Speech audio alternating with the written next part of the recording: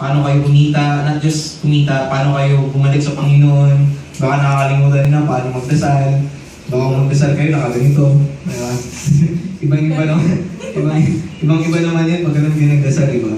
And yung kaalaman, physical, of course, your health. Tuturuan naman kayo paano maging walang mawala yung UTI na yan. Friendship goals.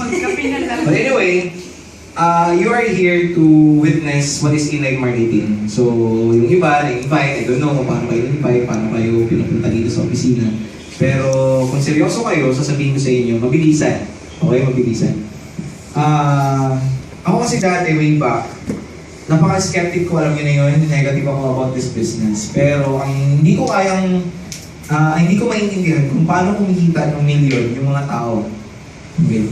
Ang tanong ko talaga, paano sila kumikita ng milyon? Yun ang gusto ko talagang malaman. So, inaral ko muna yung business. Okay, by the way, itong opportunity na to para sa lahat to. And it's very exciting na ipaalam ko sa inyo na kayo yung magiging pioneer ng company. Ibig sabihin kayo yung umpisa. Kayo yung magiging pundasyon namin. Okay, kayo yung tuturuan ko paano yung maman dito. Can you imagine what's life gonna be like kung kumikita kayo ng 1 million isang buwan? Marunong ba kayong visualize? Okay. Imagine nyo nga, kumikita kayo ng 1 million isang buwan. Pwede na kami yung kaya dyan. Di ba? Can you imagine kumikita kayo ng 1 million isang buwan, tapos nahulog yung 500? Okay lang. Nahulog yung 500, tapos kaya mo sabihin na, Sir, nahulog yung 500, sabihin mo na, you know what, that's dirty, gusto mo sa'yo na lang. Di ba? Sayang yapon. Yan ang gusto kong malaman kung paano kumita ng 1 million. And nung ako'y nag-umpisa, alam ko paano kunin na. Kasi pinag-aralan ko. Pero ang tanong ko, kung magagawa ko ba? Kasi itong klaseng negosyong ko, hindi ito basta-basta. Kumikita ka dito ng million, ibig sabihin, ang effort mo dito dapat mas malaki. Kung si Jasmine nga, nag-scrub ng floor or nagmamap sa McDo, sabi ko sa kanya, dito nakaupo ka lang nagsasalita. Pero iba yung challenge na makukuha niyo dito, makakarap niyo dito ibang-iba. Okay, sa negosyong ito, pag seryoso kayo, tuturuan ko kayo. Pag hindi naman, friend lang tayo. Pero pag seryoso talaga kayo, ibibigay ko sa inyo yung formula kung paano kayo kumita. Okay lang ba yun? Mismo may-ari na magsasabi sa inyo ng sekreto. Okay? At bihira lang ako magsalita talaga, kahit tanongin niyo sila. Yes. Alright? It's a wonderful opportunity na ako yung kaharap niya ngayon. Okay? So anyway, sa company namin, alam niyo yung product, alam na ninyo, nakita niyo na. Kung gusto niyo malaman talaga, bibigay ko kayo ng kit. May kit kami, business kit. So walang ibang gwapo dito, ako lang. Ako naman talaga, walang gwapo dito. Makikita niyo kung paano gawin yung business. But anyway, lahat ng negosyo may kapital, tama? Yes. Okay? Pag sinabing negosyo, may kapital. Pag nagtayo pa kayo ng traditional business, pag sinabi natin traditional business, let's say McDo, o si Jollibee, magkano capital kaya? Pag nagtayo, nag-franchise, si Jollibee, at least meron kang 35 million, okay na yan. Si McDo kasi hindi franchising, owned by the company talaga. Kasi si Jollibee, 35 million. Pag may 35 million ka na, okay, pwede ka na magpatayo ng Jollibee. Okay? Ang babayaran mo dyan, 5 million sa pangalang Jollibee, 30 million sa building and facilities. Alam ko yan, kasi gusto ko dati magtayo ng Jollibee. Okay? O mag-franchise.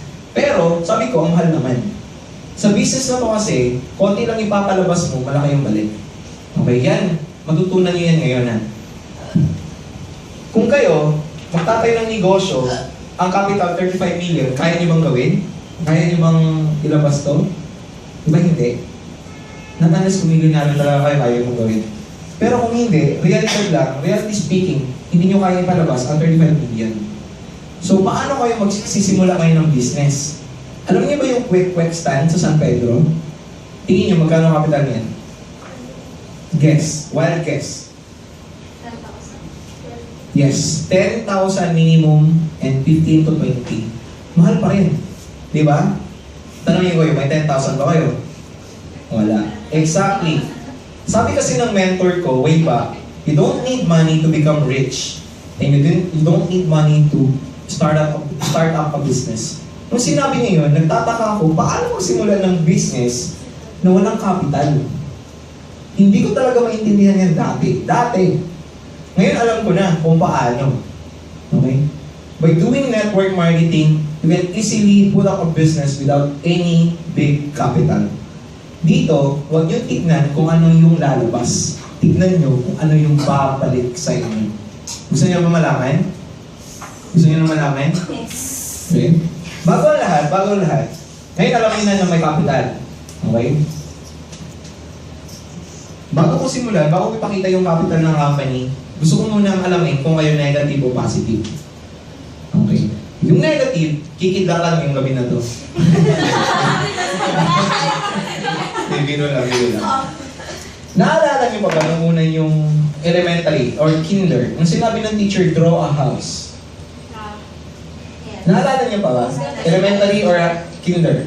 Di ba, ang ganda ng ano, sinabi niyo ganito, dinrawin niyo ganito.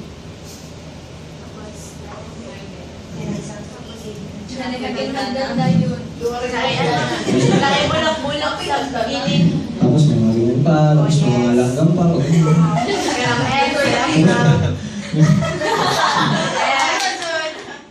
Oh, di ba? Ganyan kasi saan, di ba? Tapos may bintana, andyan kayo, di ba?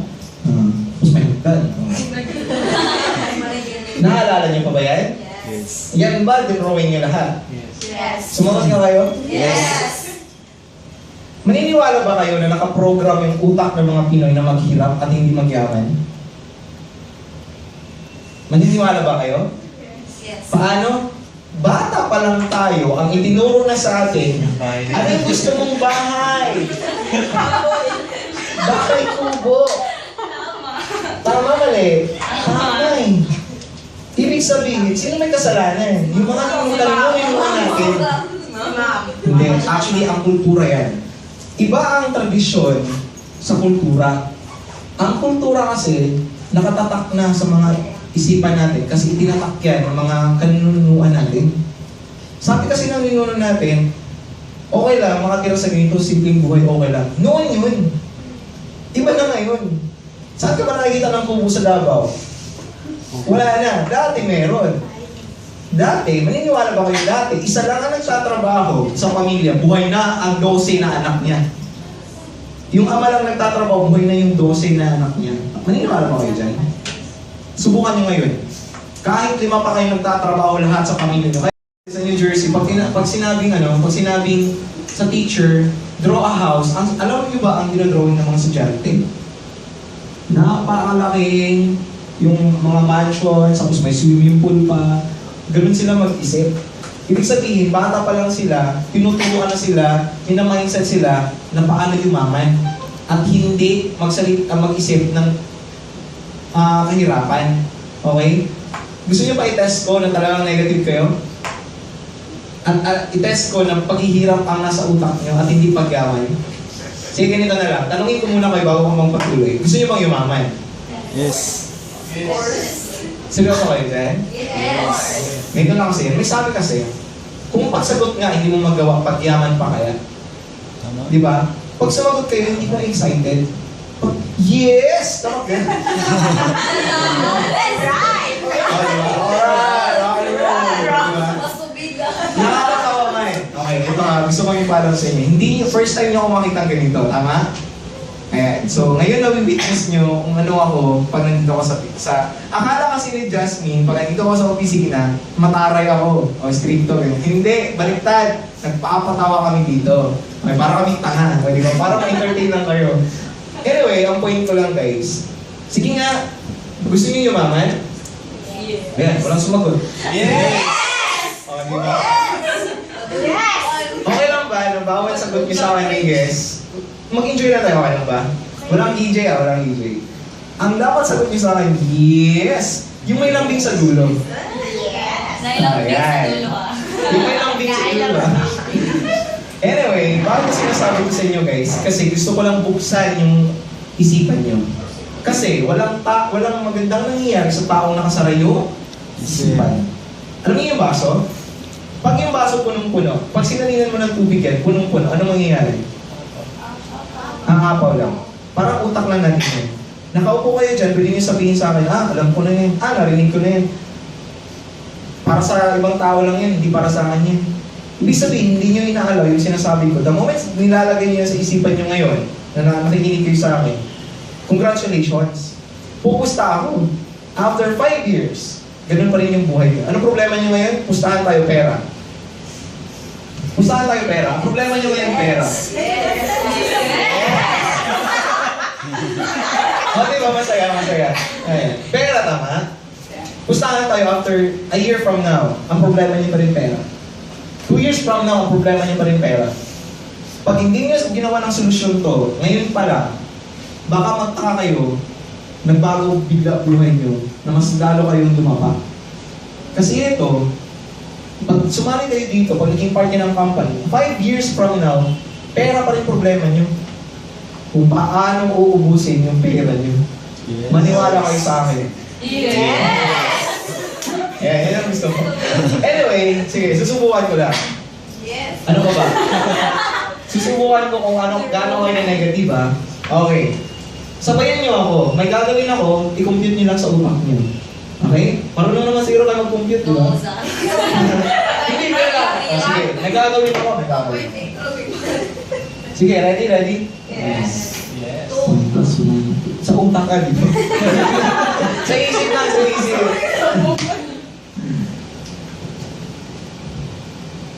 3 plus 3, 6. 4 plus 4, 8.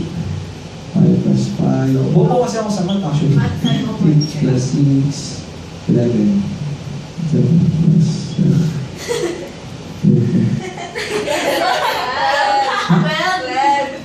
Saan ba? 6.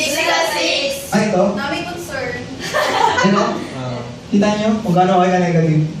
Yes. Ang nakikita lang namin. Ang nakita niyo lang yung mali ko. Ay, hindi nyo nakita kung gaano kadami na tama ko. Tama. The wrong line. Joke lang. See?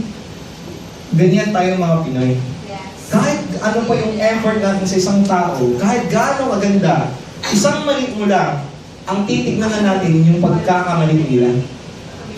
Hindi na nakita ano yung ginawa na kabutihan. Tama?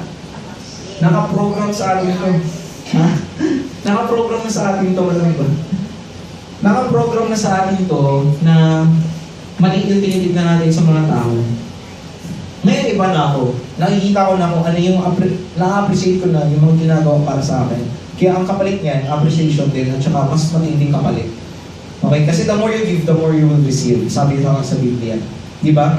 Maniniwala ba kayo na plano ng Panginoon na pagyamanin kayo? Amen. Yes! Yes! Maniniwala ba kayo? Yes! Yeah. Sa Biblia, basahin nyo ito, assignment ko pag-uwi. Jeremiah 29:11.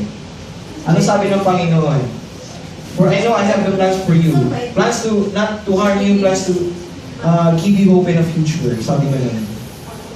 Okay? Tingnan nyo na, Jeremiah 29:11. Sabi ng Panginoon niyan, plano niya na pagyamanin tayo, lahat, at hindi sasaktan at kailanman hindi papabayaan. Bibigyan tayo ng magandang kinabukasan. Ayan, naniniwala ba kayo dyan? Yes. Ayan. Kasi nga dito sa Ilay, hindi lang pera-pera pinag-uusapan. Dito, pinag-uusapan yung paano namin kayo babaguhin, paano magbabago buhay. Okay lang ba yun? Kasi okay lang naman yung pera. Ang pera, material na bagay lang yan. Pwedeng sabihin nyo sa akin, kasi sinasabi mo yan kasi may pera ka na. Hindi. Ang pera, kailangan natin yan. Alam niyo ba na nasa prayer ng Our Father, ang pera? May ituturo ko sa inyo na hindi tinuturo ng teachers niyo. Pag ito nalalaman nyo, mas matalino pa kayo sa kanila. Paano nyo malalaman na noon pa, sa kapanahunan na ni Jesus, naghingi na siya ng pera sa ama niya. Kung hindi kayo agree, paano ba mag-pray ng Our Father? Our Father, who art in heaven, hallowed be thy name. Thy kingdom come, thy will be done on earth as it is in heaven.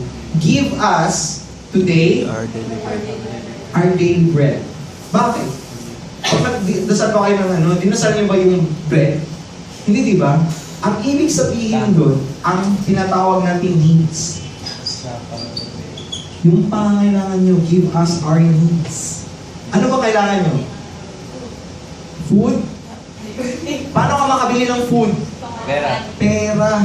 Bottom line, noon pa, alam na ng Panginoon na kailangan natin ang pera. Kaso nga lang, ang tanong, alam ba natin paano kunin to? Hindi naman sinabi, hindi naman bababa ang Panginoon tapos ibigay mo sa milyon. Walang ganun. Ano ba yung story ni Juan? Yung nag-antay siya ng mansanas? Nung bumagsak? Yes. Alam niyo yung problema doon? Ang hindi sinabi sa inyo doon, kaya hindi bumagsak kasi hindi puno ng mansanas yun. Puno ng mansanitas. Nagets yun? kaya hindi bumagsak, kaya hindi niya nakuha yung mansanas kasi hindi pala puno ng ano yun, mansanas. Puno pala yun ng mansanitas. Ayan. Ang point doon, kung kayo nangangarap sa school nyo ngayon na maging isang tourism o ano ba, make sure, ang point na story ni Juan na sinabi ko mansanitas, make sure, alam nyo, nasa proper ano kayo, na alam nyo talaga doon kayo papunta. Baka naman, nag-aaral kayo ng tourism, tapos bigla kayong mag-nurse, o bigla kayong Nag-gets niyo yung point? Maraming nurse, di ba may testimonial? Ang daming nurse na member dito, mga head na supervisor, may mga posisyon na, may mga doktor na dito, and malalaking tao kasabay na sa amin. Ang point ko, sila nga, nakasabay, kayo pa kaya. Estudyante pa. Okay? So, hindi ko na papatagalin, at least, eto lang, gusto nyo lang isipan nyo. Pagbigyan nyo ako ngayon lang. Kahit ano gawin natin afterwards. Pero ngayon, gusto ko lang focus kayo. Hindi to 3 oras, okay? Front row. Uy, huwag niyong banggitin. Naka-record ka ka. Anyway, off the record. Ikat na lang. Anyway, sige. Alis ko muna. So ngayon, nakabukas na isipan. Okay? Okay na ba? Kaya niyo na bang intindihin itong sasabihin ko? Yes! Yan. Huwag ganyan magsagot, ha? Kasi masarap sa feeling pag ganun yung ano.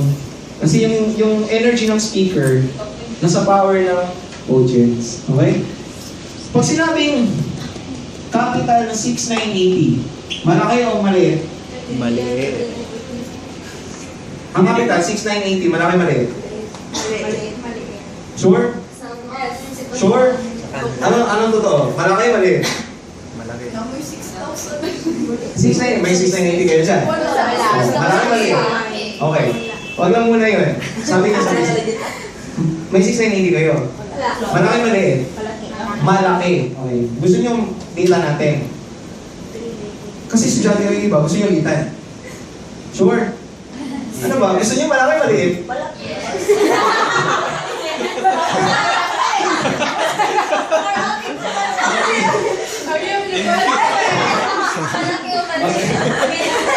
May talaga. Uy, kung saan yun. Palitan ko, litan ko. Palitan ko, litan ko. Palitan ko na. Gusto niya litan ko na lang. Sige. Ay. Frenny, saan ba yung isang muna natin? Isang... Oh, sige.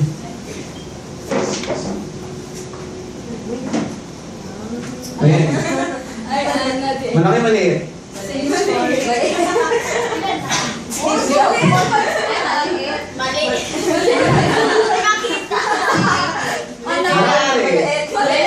Maliit. Grabe ka din.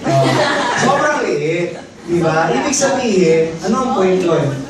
Hindi, huwag nyo tignan yung 6,980 na malaki, tignan nyo maliit. Kasi hindi nyo pa nakita ano yung backwards. Kasi dito, sa amin, 6,980 lang ipapalabas nyo. Ang kikitain nyo is 24,000 per day. Wow. 5. Multiply ko to by 36 days without any Sundays. Ang potential income ng company is 624,000 Yes. per month. Okay. Malaki o sobrang laki? Sobrang laki. Ang tanong, 624,000 per month.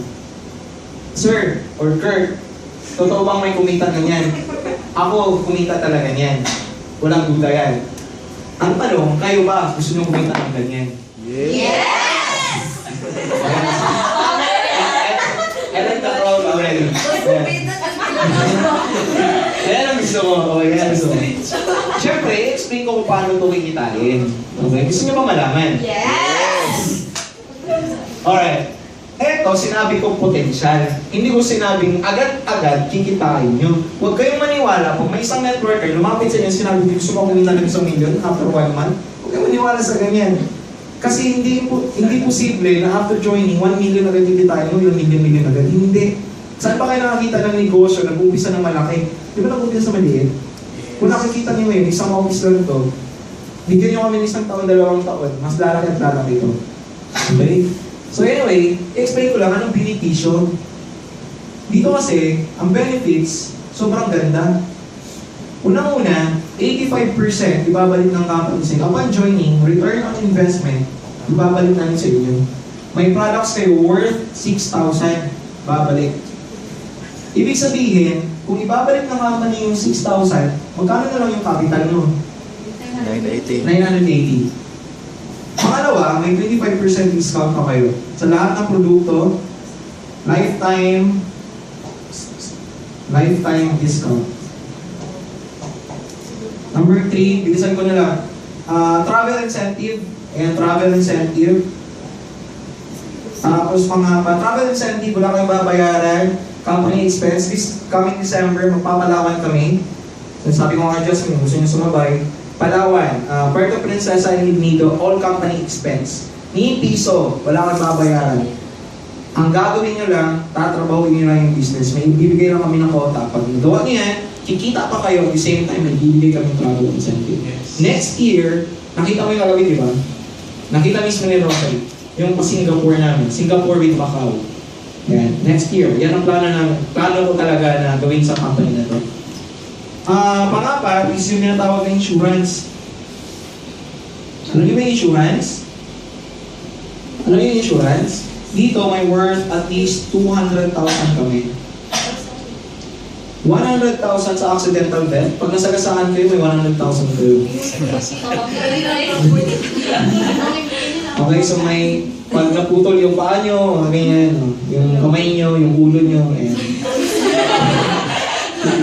Accidental death, so ibig sabihin, death insurance, may 100,000 din kayo. 10,000 burial assistance. Ano yung burial? Di ba ngayon, sa panahon ngayon, kahit nilibing na nga, gastos pa rin. Totoo yan. Realidad yan, huwag kayong masyak. Kasi, sabi sa akin ng St. Peter, may isang taga St. Peter, naging member ng company. Sabi niya ganito, Ma'am, Sir, paano siya mabenta ng, ng insurance ganito? Muhilak na lang ka. Kami na bahala daw sa lahat. Muhilak na lang ka. Igo na lang ka, muhilak. Ganun ang sabi ng St. Peter. Ang sama naman ito. Diba? Pero realidad yan. Realidad ng buhay yan. Anyway, may 10,000 support, tapos may 5,000 kayo na medical reimbursement. Pag na-hospital kayo, at least may reimbursement kayo from the company. And sa halagang 6,980 lang. Okay?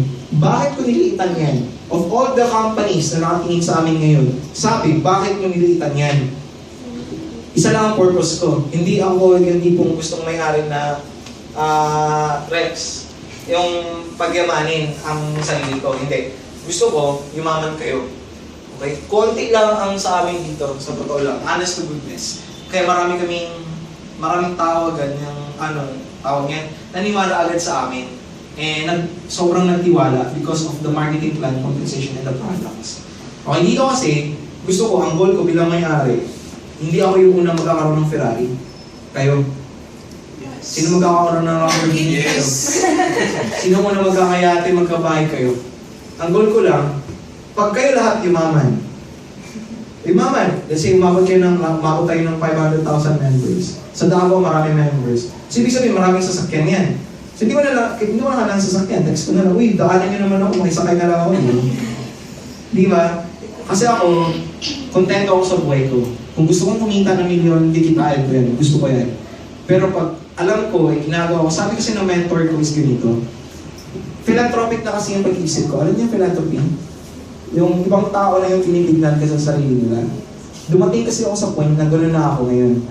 So, ang iniisip ko, ito lang ang paraan para makatulong ako sa ibang tao. Wala akong ibang nakitang paraan, iba talaga na makatulong ako sa inyo. Akalain niyo yan, magbibigay ako ng opportunity.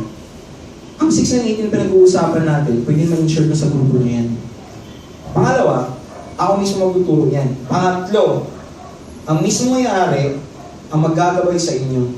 Saan ba kayo makita ng may-ari na mismo babagsak sa negosyo niya? Hindi, di ba? Kailanman hindi mangyayari yan. Ibig sabihin, ang ituturo namin sa inyo, yung paano talaga kumita at paano magbuti dito. Okay ba yan? So anyway, yun nga lang, may isang usapan tayo na dapat itatak nyo sa isipan nyo. Eto, may bibigay ito kaya itong unang lahat. Ipapakita ko kung paano kumita dito ng malaki. I'm sure may idea na sila mo. Ipapakita ko lang muna yung sistema bago ako magpatuloy sa closing ko kasi malapit ako matapos. Don't worry. Ano ba ba? Wala ako rin doon. Mga 10 minutes na lang siguro. Ang binary ang ginamit namin sistema. Ang binary system. Ano ba to? Dito kasi, burahin ko na lang to ha. Since wala naman nagsulat sa inyo, okay lang. Ayun. So sige lang, may business kit naman. Anyway, may 10 kitaan dito. 10 ways. 10 kitaan para kumita. Ganyan kagalante yung company. Kasi hindi ako papayag hindi kayo kumita. Gusto ko talaga kumita kayo ng mas malaki kaysa sa akin. Gusto ko tapatan yung kinita ko dati. Okay? 10 ways. Ibig sabihin, 10 kitaan. Mamili na lang kayo. Kung ako tatanungin nyo, gagawin ko ang 10. Bakit ko gagawin yung isa? Eh may 10 nga, di ba? Okay. So una, direct selling. Kung hindi kayo marunong magbenta, okay lang. Hindi ko yung pipilitin. Sa direct selling, may 25% kayo dyan. Commission. Pupunta agad sa bulsa nyo. Pag nakabenta kayo ng isang USB, that's 3,000. Pag nabenta na yan, 750, pasok agad sa bulsa nyo. Okay? 700, dahil pa yung nagtrabaho sa bangko, sa video. Di ba? Magkano ba rate dun? Alam niyo naman siguro, di ba? So, makapagbenta lang kayo ng isa sa isang araw, buhay na kayo. Eh paano, yung 700, tama ba friend? 750? Yes. Multiply natin sa, let's say sa 100. Magkano? 7,500. 7,500. 75,000.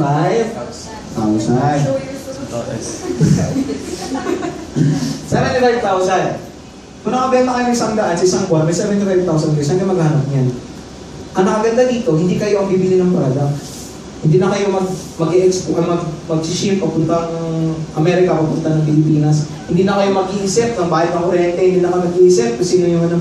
Ang gagawin nyo lang ng business yun na yun. Kami na, ako na bahala sa lahat. Okay? Ang gagawin nyo lang, yung part nyo lang. Benta. Ay sir, hindi man ako marunong magbenta. Okay. Kaya nga may option, di ba? 10. Pero kung ako tatanungin nyo, pumunta kayo ng San Pedro, kilala ako bilang isang Mr. Sabon. Sa previous company ko, nagbibenta ko ng sabon. Alam mo yung San Pedro?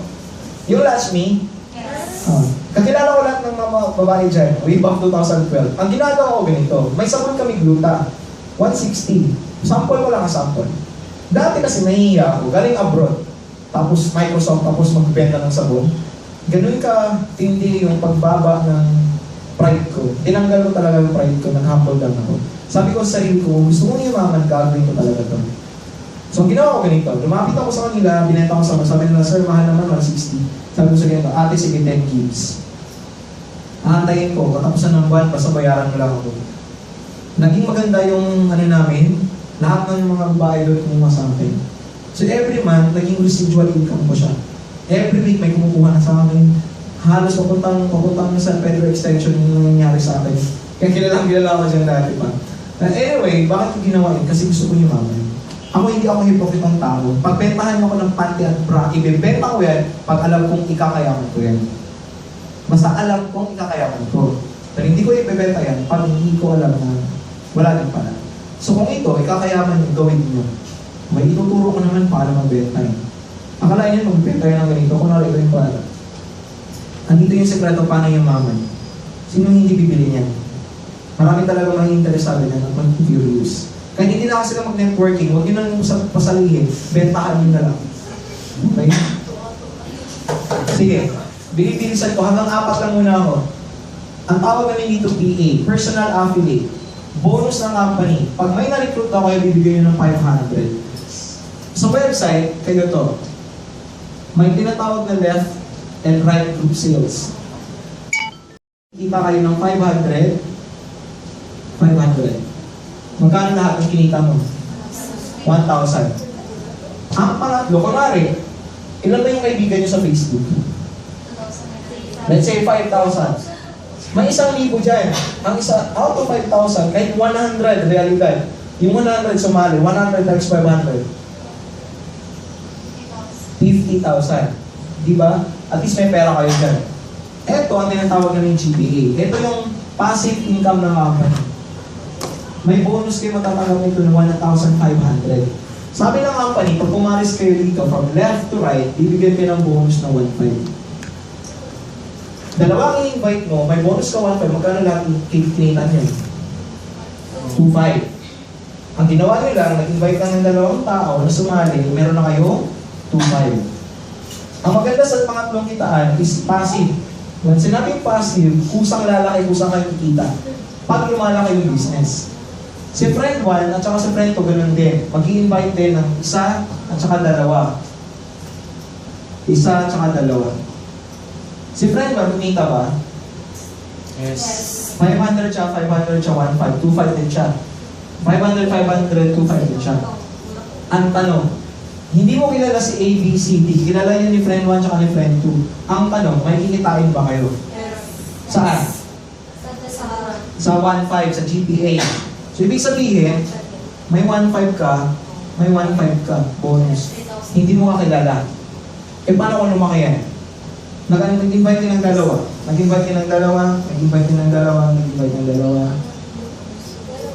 So, 1,500, another 1,500, another 1,500, another 1,500. Yan yung passive income sa company. Diyan ako kumita ng malaki. Maniwala kayo sa akin.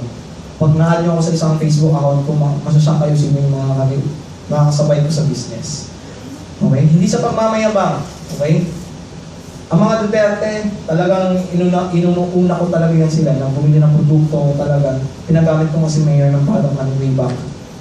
Ang mga Bungguyan, kasabay ko din.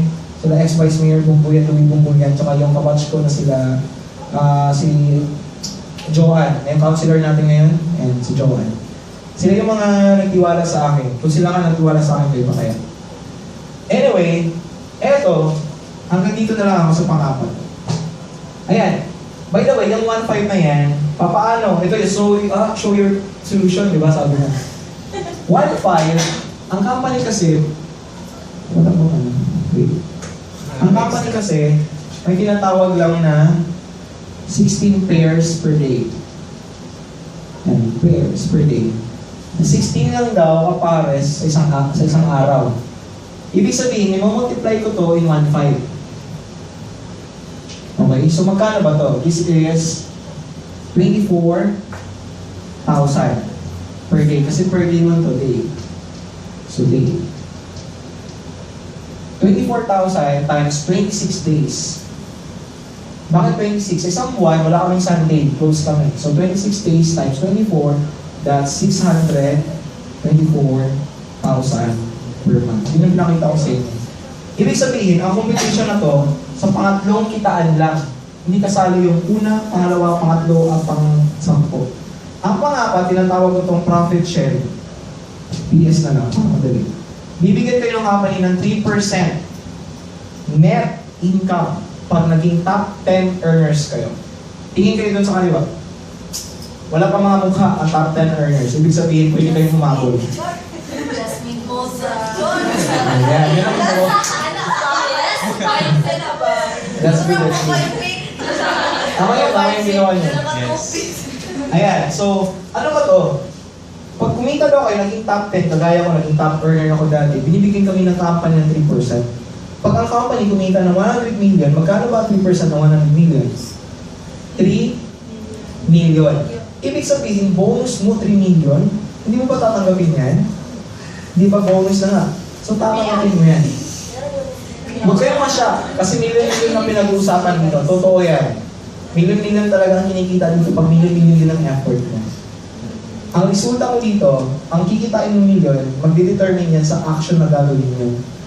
Hindi kayo kikita sa networking pag kayo natutulog lang at walang ginagawa. Kaya yung iba, sinasabi, scam yan, pyramiding yan. Ang totoo, sila yung mga taong hindi ginawa ang business. Sila yung mga taong hihirapan. Kaya nung nahirapan sila, dinamay na nila lahat. Wag yan, ganito kasi yan, ang dami sinasabi. Ang point pala doon, hindi lang nila ginawa. Sila pala yung mga failure. Saan kayo maniniwala? Sa mga taong successful o sa taong failure? May nakilala ba kayong isang yumaman ng tao na napaka-negative? Wala, di ba? Uy, tignan mo yung tao na yun, sobrang yaman dahil ang swapang niya, ang negative niya. May ganun ba? Di ba wala? Ano yan? Independent director ng indie film. Si Clark. Component from ABS-CBN. Ganun katindi ang ng in-life marketing. But anyway, tapos na ako. And thank you sa pakikinig. Ito yung marketing plan ng company. Kung may tanong kayo, nandito lahat sa business kit. Pwede nyo basahin. Alam ko naman marunong kayo mag-English o English man pa siya. So, pwede nyo basahin lahat. Masabot na. But anyway, bago ako matapos, burahin ko na to. Maganda ba yung business? Yes! Yes! Diba? Yes! Seryoso kayo? Yes! My God, nakifeel ko na. Wala mong feel. Natuloy pa. Sige. May sikreto akong sasabihin sa inyo. Sikreto na bonus ko to, bago kayo umuwi, bago kayo umalis, may bibig-bitin kayo sa bahay niyo at iisipin niyo. Gusto niyo shortcut sa buhay niyo? Kung ano magiging kayo? Shortcut. Shortcut ha? Of course. Ilang taon na kayo ngayon? I mean, anong year na kayo? 2nd year. Second year. Okay. So, ibig sabihin na may 2 taon na lang kayo bago mag-graduate. Okay. Sige, ganyan na lang. Advance natin ha. Kunwari, graduate na kayo. Ayan, graduate na. Thank you. Graduate na. Yes, wala na yung math. Wala na daw math o lahat. Okay, ang tanong ko, anong gagawin niyo? Magandang na trabaho. Anong trabaho? Anong trabaho? Car wash. Ganap na? Ito yung realidad. Kasi ito lang yung, ayaw yung sagutin, it's because takot kayo. That's fear. Okay? Ito ang realidad. Pag graduate nyo, maghahanap kayo ng trabaho, tama? Pwedeng flight attendant. Ang tanong ko, ang height nyo ba talaga? Pwede. Yes!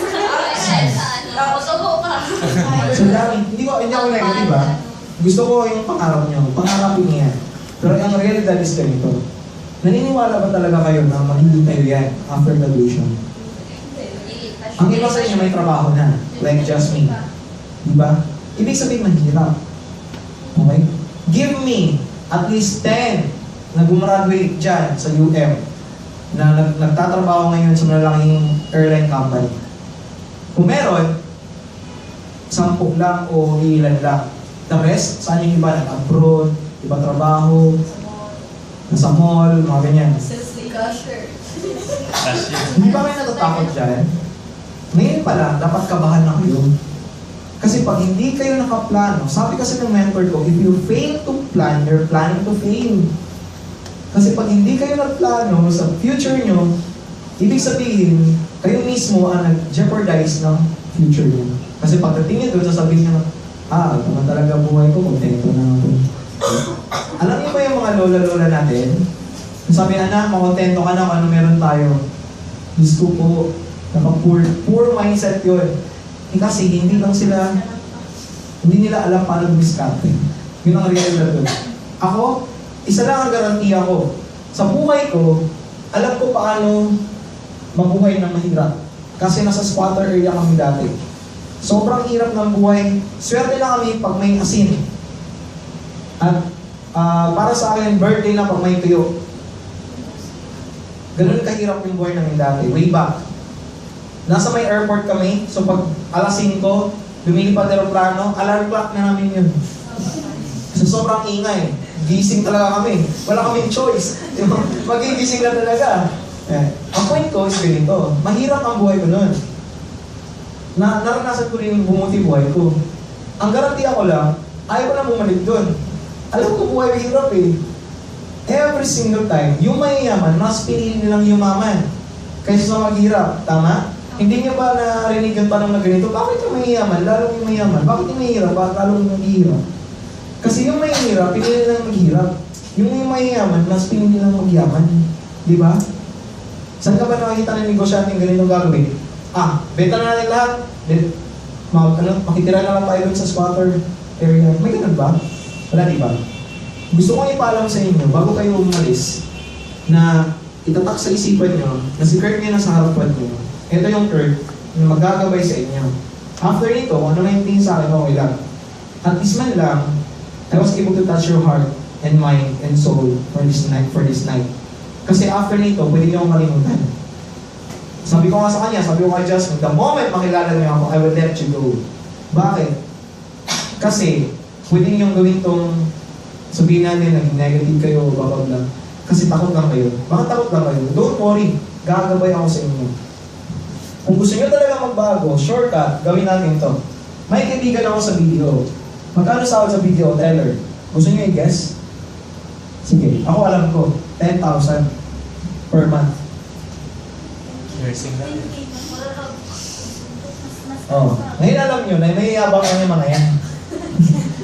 Graduate na natin na yun, nag-video, tapos ang sweldo, 10,000. Para ko nalaman, nung nag-encash ako, may kaibigan ako, ang pangalan ulit. Sabi ko, ulit mag-negosyo tayo. Sabi ko, huwag yan, mga ano yan, scam yan, pyramiding yan. Sabi ganun sa akin.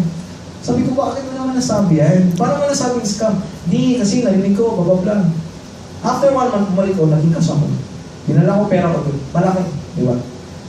Talagang sinadya ko na malaki yung i-encash ko. Para malaman niya na totoo ang business negosyo ko. Sabi pa niya sa akin, uy Kurt, malaki masyado ito. At sinadya ko yun na mag-close na. Malapit na yung cut off. Sinadya ko talaga na alas 5 ako pupunta. Okay. Kumbaga ako na yung panghuli. At pumila talaga ako sa kanya. May bakante naman sana, pero sa kanya. Sabi ko, hi Moneto, hi Kurt. Pahinkas ako. Sa business, okay lang, ito, dahan-dahan. Pero nakita niya yung check, sabi niya, kanina ba to? Saan galing to? Sabi niya sa akin, wala, sa benta ng sabon, ganyan. Ay, sa business mo, sabi niya ganyan. Sabi ko, oo. Kaso nga lang, ay maniwala ng ibang kaibigan natin, ba tayo? Talaga ba? Seryoso ba to? Seryoso yan. Palitan mo ng tig 100. Titig 100. Siyempre, bibilangin ko, di ba? Pabinigay niya. 100, 200, 300, 400, 500, 600. Siyempre, siya Kurt! Mag-close na yun. Sabi ko, hindi. Bibilangin ko talaga. Dito na lang, sa counting machine. Sabi ko, hindi, mas maganda pa rin pag binilang ko. Kasi yung point ko, nung binibilang ko sa harapan niya, gusto kong makita niya na talagang kinita ko siya. Kinita ko yung pera. Sabi ko, habang kinikwenta ko yun, 100, 200, 1,000, 1,000, 2,000, 2,000. Ay saglit, nawala ako. Ulit, 1,000, 2,000, 2,000. Hindi ba ang sarap yun? Kasi kinita mo yun pera mo yun. Doon niya na-realize na totoo ang sinasabi ko. Kung mali may sinasabi ng iba, ako ba? Kailanman, ang hindi ko kayang sakripisyo dito, yung pangalan ko. Hindi ko kayang siraan ang sarili kong pangalan. Yun ang garantiya ko sa inyo. Kaya kung pag kayo nagtiwala sa akin, sabi ko nga sa kanya, ask me, you trust me? Sabi niya, oo. Char.